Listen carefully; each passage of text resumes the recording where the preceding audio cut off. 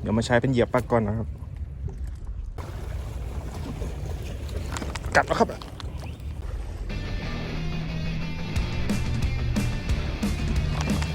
จะเปลี่ยนมาใช้สีเขียวดูนะอีกตัวกันแล้วครับเวลายกไปตะกั่วก็จะวิ่งแบบนี้นะครับ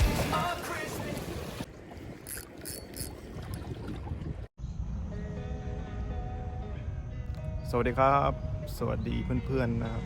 นานานักตกปลาทุกท่านนะครับแล้วก็ผู้ชมนะครับท่านผู้ชมทุกท่านนะเดี๋ยววันนี้ออกมาตกปลาเก๋านะครับช่วงน้ำลงนะครับวันนี้น้ำลงเยอะมากนะครับแล้วก็คลื่นก็ดีด้วยนะครับคลื่นไม่แรงเท่าไหร่ครับวันนี้เดี๋ยวผมจะมาเข้ากองนะครับตรงที่ถ้าช่วงน้ำขึ้นนะครับจะเข้าไม่ได้นะครับเดี๋ยววันนี้จะมาเข้ากองนะครับช่วงน้ำลงนะครับเดี๋ยวมาลุ้นมาชมกันนะครับดูเย็นครับ let's go ครับนี่นะครับบรรยากาศชายฝั่งนะครับตอนนี้ก็ประมาณ9 โมงกว่าๆนะครับเดี๋ยวมาใช้เป็นเหยียบปลาก่อนนะครับคืนนิ่งมากครับวันนี้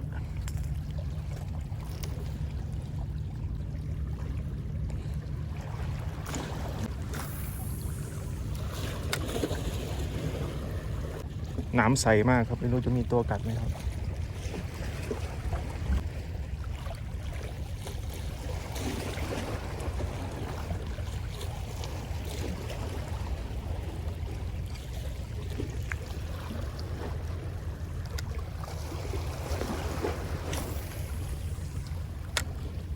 ตีออกสายออกกว่า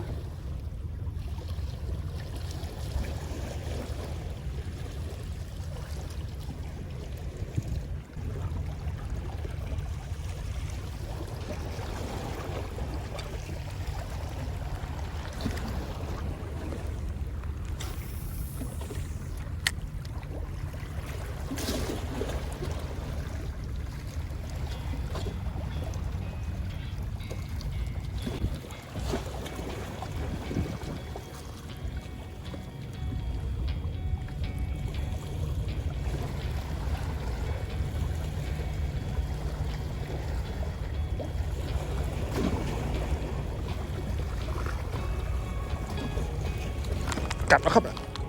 โอ้โหรุดพี่น้อง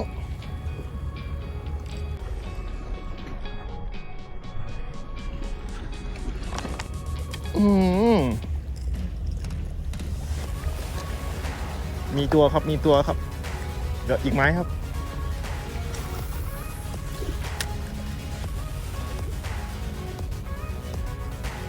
วัดไม่ทันครับเมื่อกี้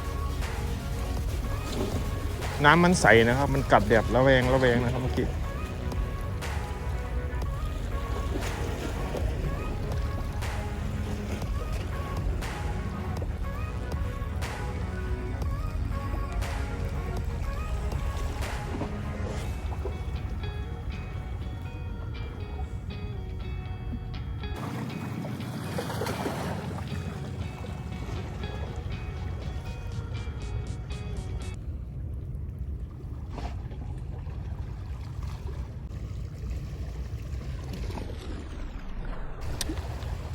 จากเมื่อกี้ที่วัดไม่อยู่นะครับเดี๋ยวผมมาใช้ปลายางดูนะครับมาใช้ปลายางเคาะดูครับเกือบกัน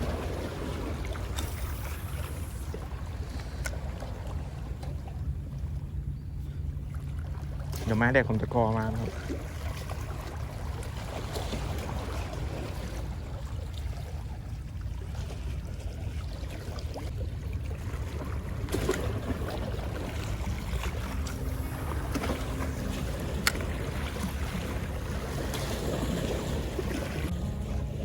เดี๋ยวไม้นี้จะใช้เป็นสเต็ปเคาะดู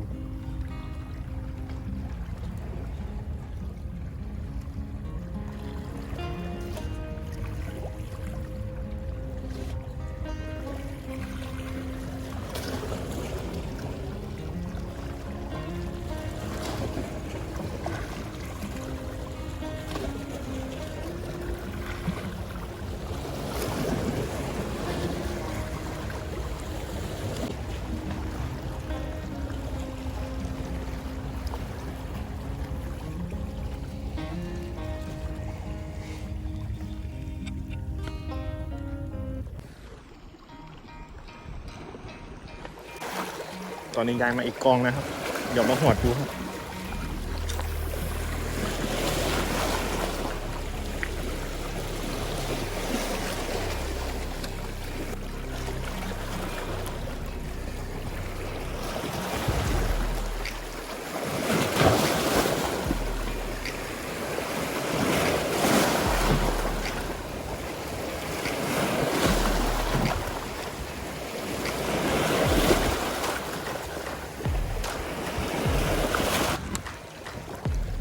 เปลี่ยนมาใช้สีเขียวดูนะครับ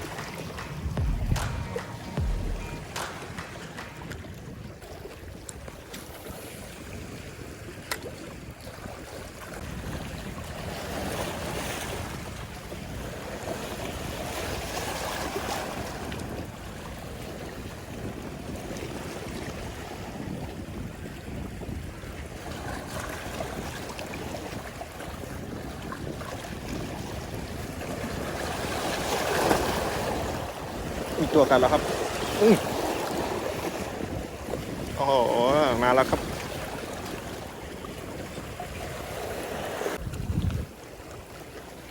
นี่เลยนะครับปลาเก๋าครับพอเปลี่ยนเป็นปลายางกัดเลยนะครับ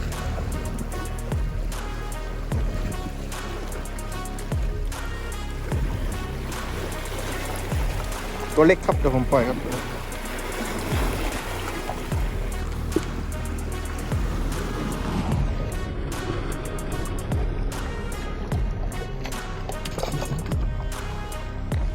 แบบนี้เลยนะครับปลายางครับตัวนี้เป็นปลายาง3 นิ้วนะครับแล้วก็เบ็ดเบอร์ 2ครับผมก็จะตอบแบบใช้เป็นลูกปัดนะครับแล้วก็ตะกั่ว15 กรัมครับสายหน้า40นะครับที่ใช้นะครับสายหน้า40 ปอนด์นะครับนี่ครับเวลายกไปตะกั่วก็จะวิ่งแบบนี้นะครับไปครับลุ้นกันต่อครับเผื่อมีไซส์ใหญ่นะครับถ้าตัวเล็กผมก็ปล่อยนะครับ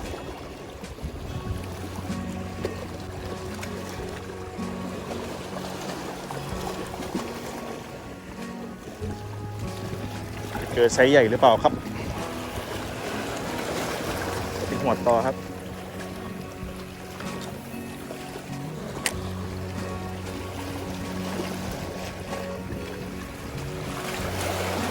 เดี๋ยวตีไปปล่อยจมแล้วเคาะมาดีกว่า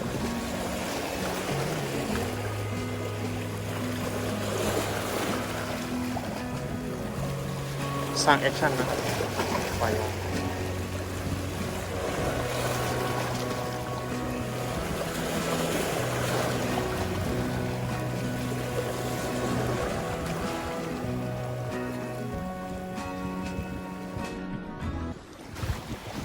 นะครับตอนนี้ก็ย้ายมาหลายกองแล้วนะครับก็ไม่กัดแต่ที่คลิปวันนี้เขากัดก็คือเป็นปลายางเหมือนเดิมนะครับตัวนี้ถูกเบ็ดเดียบเท็กซัสลิกนะครับก็เป็นอีกวันนะครับที่ผมได้ออกมาตกปลานะครับแนวหินชายฝั่งนะครับถ้าชื่นชอบนะครับฝากกดไลค์กดแชร์นะครับกดติดตามในช่องผมด้วยนะครับจะเจอกันใหม่คลิปหน้านะครับเพื่อนๆนะบ๊ายบายครับกับบรรยากาศชายฝั่งครับ